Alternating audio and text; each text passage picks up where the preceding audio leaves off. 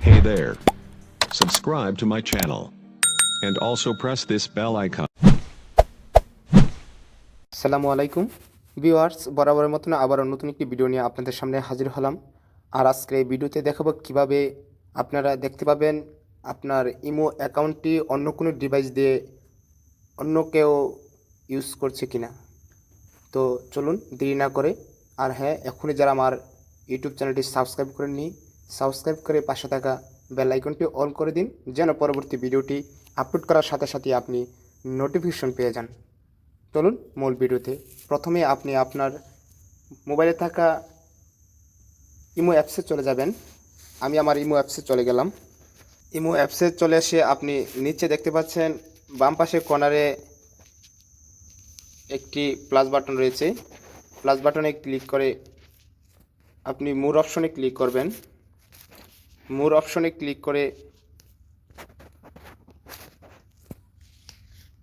উপরে দেখতে পাচ্ছেন সেটিংস নামে একটি অপশন রয়েছে, সেটিংসে ক্লিক করবেন।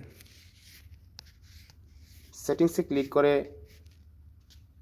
উপরে দেখতে পাচ্ছেন ইমো অ্যাকাউন্ট সেটিংস নামে একটি অপশন রয়েছে। ইমো অ্যাকাউন্ট সেটিংসে ক্লিক করবেন। ইমো অ্যাকাউন্ট সেটিংসে ক্লিক করে এখানে দেখতে পাচ্ছেন ম্যানেজ ডিভাইস নামে একটি অপশন রয়েছে। ম্যানেজ ডিভাইসে আপনি ক্লিক করবেন।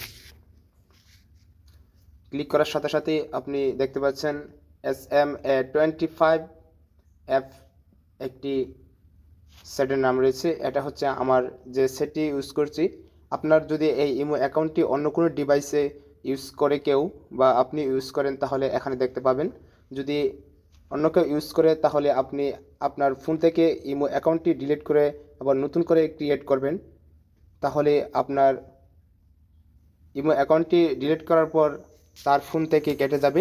পুনরায় আপনি ইউজ করলে অন্য কোনো ডিভাইসে এই অ্যাকাউন্টটি থাকবে না।